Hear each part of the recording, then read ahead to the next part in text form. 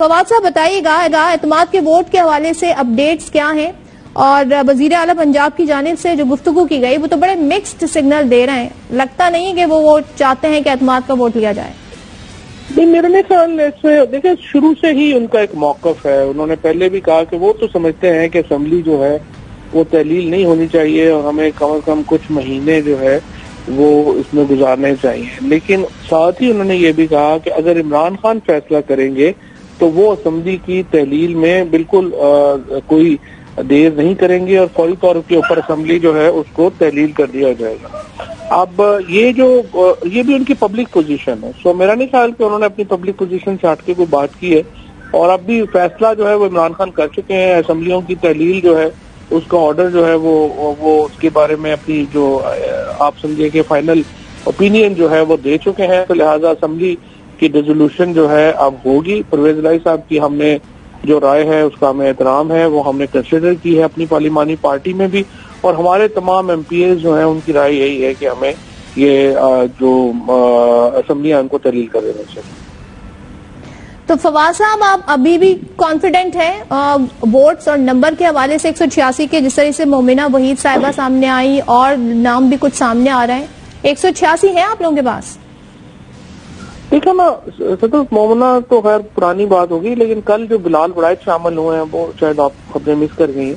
Issue ये है कि जो इस वक्त तादाद है वो 191 है हमारी। उसमें से पिछली दफा 2 लोगों ने डिसेंट किया था, एक था ये डिप्टी स्पीकर और एक वो ख्वाजा मसूद थे रहीम यार खान, उनके खिलाफ रेफरेंस भेज दिया। इन 2 के अलावा अब अगर वो निकाल दें तो अब हमारे पास 189 की तादाद है, जिसमें से 10 लोग जो हैं वो PMLQ के हैं और 179 जो है वो PTI के हैं। तो ये तादाद है इस वक्त। तो वैसे कोई स्ट्रेटेजी है आपकी मुमकिना मजीद इस तरह के नंबर्स अगर सामने आते हैं, लोग सामने आते हैं, डिफेक्शंस की पॉलिसी के हवाले से क्या कहिएगा? इतना को मैं नजूमी तो नहीं हूँ। अब जो सारी पार्लिमानी पार्टी की मीटिंग हुई है, जो सारे लोग हर डिस्ट्रिक्ट के मिलके गए हैं, तो हमारी प्लानिंग तो यही है। हम पैसे तो देने से रहे, जाहिर है हम तो नहीं पैसे दे सकते, ना ही किसी ने फ्रेंकली हमारा जो टिकट होल्डर होगा वो हमसे पैसे एक्सपेक्ट भी करेगा। तो ये तो पीपल्स पार्टी जरदारी साहब वगैरह करते हैं, हमारा कोई इशू नहीं है, हम तो इसके ऊपर ही रहे। एज वी स्पीक नाउ ये ऑफर्स दी जा रही है फवाद साहब, इन्हें कंफर्म करेंगे आप आपके MPs को? बिल्कुल, ये तो हमारी जो 2 MPs जो लाहौर की हैं उनको मिली, फरा और फरहत बीबी और राशिदा बेगम, दोनों को ये ऑफर जो है वो मिली और उन्होंने आके PM को बताया, खान साहब को बताया, चेयरमैन PTI को और बाकी जो लोग हैं उनको भी हुई। इसी तरीके से इन्फ्लुएंस भी जो है वो किया गया। ये चीजें तो चल ही रही। अच्छा, और ये बता दें कि 9 जनवरी को पंजाब असेंबली का इजलास बुलाया गया, तो हम ये समझें कि 11 जनवरी यानी कि समाअत से पहले ये जो एतमाद के वोट का मामला है मन तक ही अंजाम को पहुंच जाएगा। ये 11 तारीख तक ही अंडरटेकिंग है। तो 11 तारीख की हमारी तो इम्पोर्टेंट बात यही है ना कि अंडरटेकिंग खत्म हो और हम असेंबली डिसॉल्व कर सकें, जो हमारा फैसला। ठीक है, फवाद चौधरी साहब गुफ्तगू कर रहे थे और हमने जानने की कोशिश की थी कि पंजाब में आखिर हो क्या रहा है और क्या सोच रहे हैं एतमाद के वोट के हवाले से।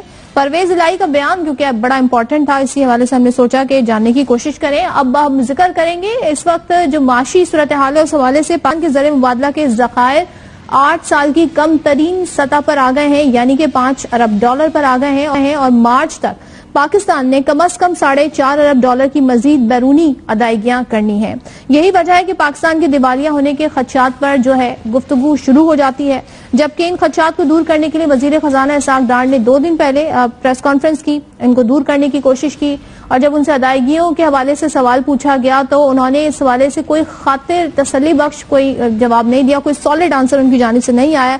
इसलिए वजीर आजम की जानिब से अब देखा हमने कि उन्हें मुदाखलत करनी पड़ी और वजीर आजम ये कहते हुए भी नजर आए कि जनाब चीन के वजीर आजम और IMF डायरेक्टर से बातचीत हो गई है, अब मामला बेहतरी की तरफ जाएंगे। क्या कहते हैं वजीर आजम, जरा ये देख लेते हैं। चीन के वजीर आजम ने मुझे यकीन दिलाया कि इंशाअल्लाह हम आपको अकेला नहीं छोड़ेंगे।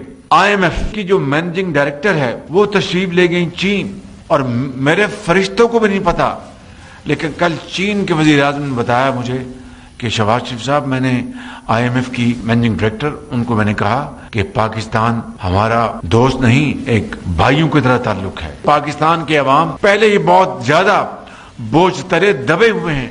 तो कल रात को मुझे उनका फोन आया, मैनेजिंग डायरेक्टर IMF का, तो हम इंशाअल्लाह शराइत को पूरी तरह उस पर अमल पैरा होंगे। तो उसने कहा, जी मैं आपकी बात दुरुस्त है, मैं अगले 2-3 दिन में टीम आ जाएगी।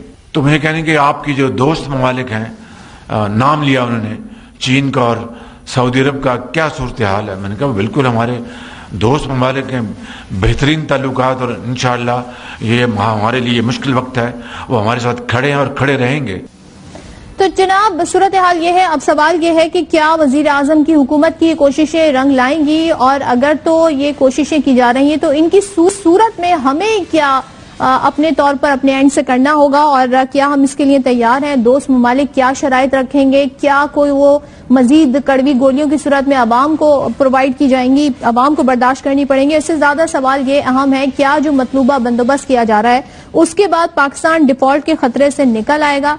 ऐसे में हम ये भी देख रहे हैं कि आर्मी चीफ दौरे सऊदी अरब पर हैं, जो कि UAE का भी है, और बड़ा अहम ये दौरा है, जनवरी तक, 10 जनवरी तक रहेगा। माशी इशूज के साथ साथ हम ये देख रहे हैं जो हमारे कोशिशें की जा रही हुकूमत की जाने से, उसमें अब कितनी बेहतरी आई है और ये क्या सूरत हाल आगे मंजरनामा क्रिएट करती है। इसी